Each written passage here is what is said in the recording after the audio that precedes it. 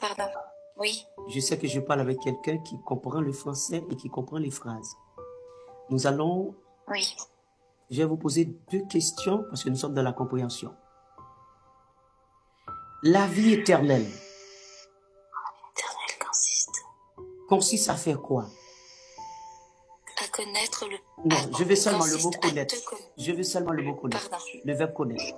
La vie éternelle consiste à quoi?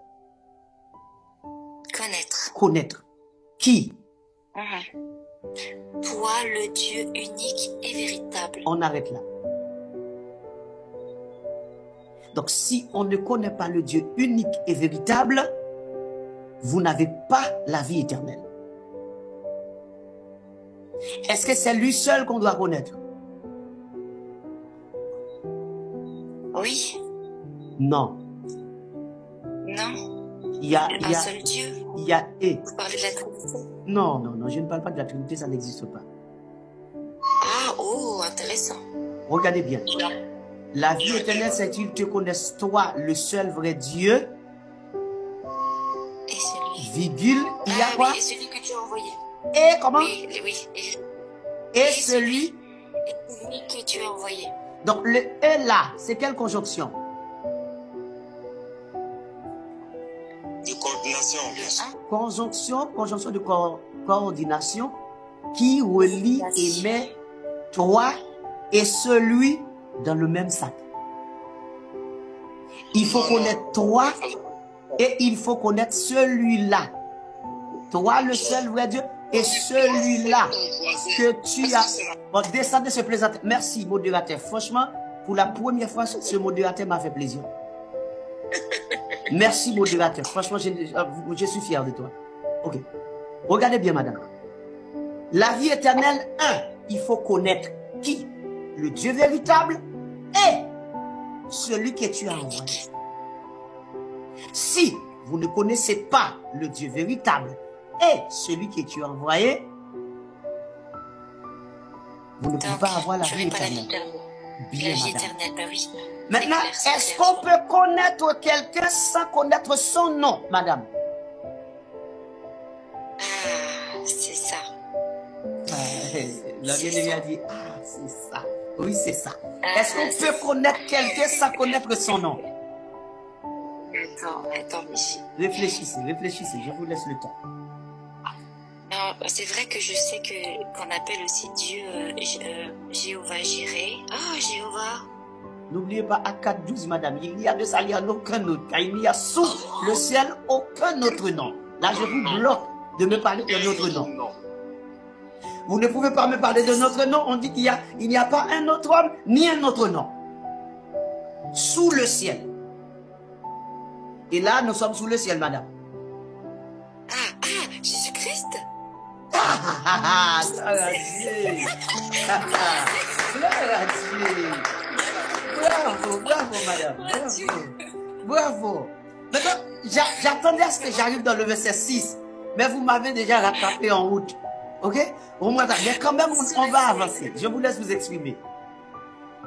Oui. D'accord. Mais alors, d'accord. Ok, là, je prends... J'entends. Mais là, par contre, vous m'avez dit que la Trinité n'existe pas. C'est un autre sujet. Mais du coup... Vous allez trouver ça. Vous allez trouver la réponse à la Trinité aussi dans ce que nous sommes en train de faire là-dedans. Seulement ça. Verset 1er à 6, c'est suffisant. Oui. Dans le Jean 17, oui, ben, je vois pas. Il n'y a pas écrit le... Donc, ça n'existe pas. Mais là, c'est un autre délire, là, le non, Saint-Esprit. Ce n'est pas... Non. Attendez, madame. Terminons d'abord, avant qu'on arrive à ça. Terminons. Oui. Là, c'est Jésus. Ok, vous avez compris que... Jésus et Dieu. Comment? Oui.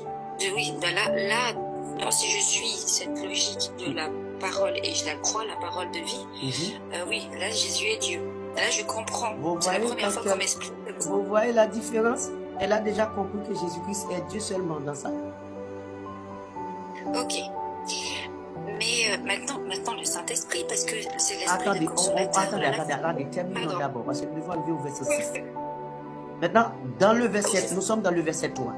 Donc, c'est-à-dire, dans le verset 3, la vie éternelle, la condition même de la vie éternelle, c'est de connaître qui? le seul vrai Dieu est celui que tu as envoyé.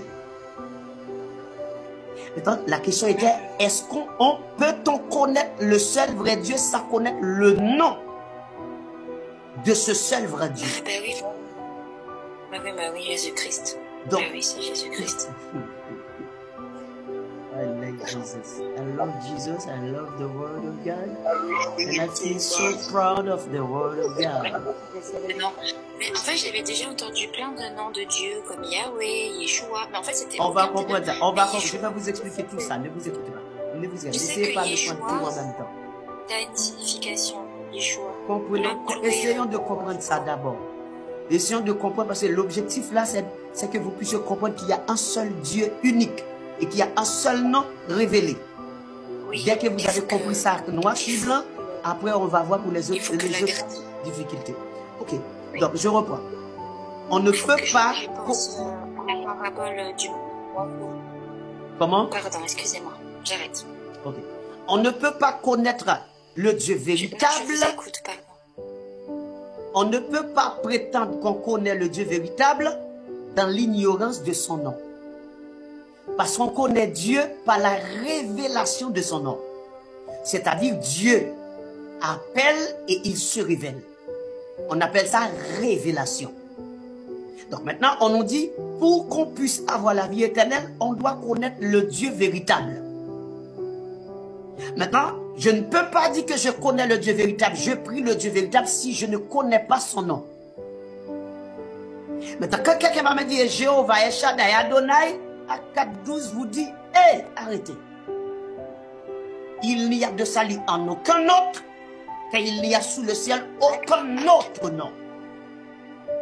Donc, vous ne pouvez plus me parler d'autre nom que le nom qui a été donné parmi les hommes par lesquels vous êtes sauvés. Maintenant, nous sommes dans le verset 4, madame. Le nom de Jésus est plus haut que tout. Oh, pardon. Le verset 4. Vous êtes voilée, madame? Je poursuis. Vous êtes voilée? Moi, si je suis voilée? Si je suis voilée, oui. Ça veut dire quoi? Voilée spirituellement ou voilée de la tête? Physiquement. Non, je ne suis pas voilée. Voilée, c'est voilée. Vous devez être voilée. Alors, ça, c'est un autre sujet. Je fais parce que vous êtes en train d'adorer. En fait, je vous demande, je vous ai demandé si vous êtes voilée. Alors, continuez. Le verset 4, on va voir ça. Pendant que je chante, il faut que je sois voilée. Pendant que vous m'écoutez, vous êtes en train de discuter avec moi. Si vous êtes une chrétienne, vous devez être voilée, convenablement. Moi, je ne vous exige pas ça parce que je comprends. Je vous exige pas ça parce que je comprends. D'accord, vous voulez je ne peux pas vous exiger ça. Vous voulez que je me voile, c'est ça? Tout disciple de Jésus-Christ, en tant que femme, se voile convenablement. Et je ne peux pas adorer le Seigneur sans porter un voile? Si vous adorez sans voiler, ce n'est pas Dieu que vous adorez. D'accord, intéressant. On verra ça après. C'est très religieux. On ferme cette parenthèse. On verra après. D'accord, très bien. Okay. Verset 4, madame. Oui. Il faut que... D'accord. J'ai fait connaître ta gloire sur la terre en accomplissant l'œuvre que tu m'avais confiée. Et maintenant, Père, revêt-moi de gloire. Non, oui, revêt-moi de gloire en ta présence. Donne-moi cette gloire que j'avais déjà auprès de toi. Donc, avant les origines du monde. Exact. Avant la fondation du monde, c'est-à-dire dans l'éternité, Somme 90, le Père donnait gloire au Fils. Or, Isaïe 42:8 dit, je ne donne pas ma gloire à un autre, mais mon honneur en 10 donne. Donc ça dit, Dieu ne peut donner gloire qu'à lui-même. C'est comment, rappelez-moi, c'est acte 12, c'est ça? Vous le répétez souvent, c'est acte combien? Oui, il dit ça, il ne donne pas sa gloire aux hommes. Isaïe 42:8. C'est acte?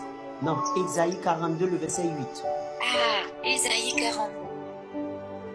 Le verset, très bien, j'ai noté, merci. Ok. Donc il dit, je te glorifiais sur la terre, c'est-à-dire je te donnais gloire, Père. J'ai achevé l'œuvre que tu m'as donné à faire. Et maintenant, toi, Père, glorifie-moi, donne ma gloire aussi.